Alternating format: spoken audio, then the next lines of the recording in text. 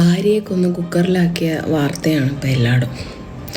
എനിക്ക് പേടിക്കേണ്ട കാര്യമില്ല. എന്താണെന്ന് വെച്ചാൽ തിന്ന പാത്രം കഴുകാത്തതോ പോട്ടെ, കുടിച്ച ഗ്ലാസ് പോലും വെച്ചെടുത്തൊന്നും എടുക്കാത്ത നിങ്ങളാണ് എൻ്റെ കൂടെ ഉള്ളത്. അപ്പോൾ എനിക്ക് കുഴപ്പമില്ല. ഇതൊന്നുമല്ല, കുക്കർ എടുക്കണമെങ്കിൽ കുക്കർ എവിടെ ഇരിക്കുന്നതെന്ന് ഞാൻ പറഞ്ഞു കൊടുക്കണം, ഇതിൻ്റെ വിസിൽ എവിടെ ഇരിക്കുന്നതെന്നും ഞാൻ പറഞ്ഞു കൊടുക്കണം, ഇനി ഈ കുക്കറിന് എത്ര വിസിലിടണം എന്നുള്ളതും ഞാൻ പറഞ്ഞു കൊടുക്കണം. അതുകൊണ്ട് ഞാൻ സേഫാണ്, കുഴപ്പമില്ല.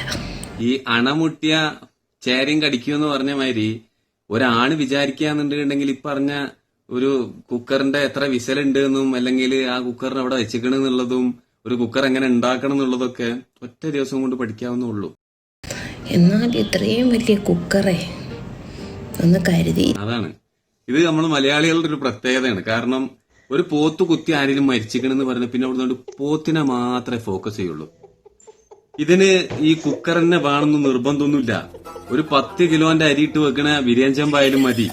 നല്ലോണം അങ്ങോട്ട് വെട്ടി നുറുക്കിയാണ്ട് അതിലിട്ടുകാണ്ട് മൈദല്ലേ ഒരു പാകത്തിന് ഇങ്ങോട്ട് കുഴച്ചെടുക്കുക. എന്നിട്ട് ഈ മൂടിയും ചെമ്പും കൂടി വെച്ചിങ്ങാണ്ട് മൈദ ഇട്ടാണ്ട് ഒട്ടിക്കുക. ഇതിനുള്ളിൽ ആദ്യം പീസാക്കി ഇടണട്ടാ. എന്നിട്ട് പാകത്തിനൊക്കെ വെള്ളം വെച്ചിങ്ങാണ്ട് ഇതാണ്ട് ഒട്ടിച്ചിങ്ങാണ്ട് അതിന്റെ മേലെ ഈ അടിയിൽ ചൗരിപ്പോളി കനലാക്കിയത് മേലെ ആ മൂടി മേലെ കുറച്ചാണ്ട് ഇട്ടേക്കുക. അവിടെ കിടന്ന് തിളച്ചോട്ടെ. അല്ലാതെ കുക്കർ തന്നെ വേണമെന്ന് ഒരു നിർബന്ധമില്ല. മനസ്സിലായില്ലേ?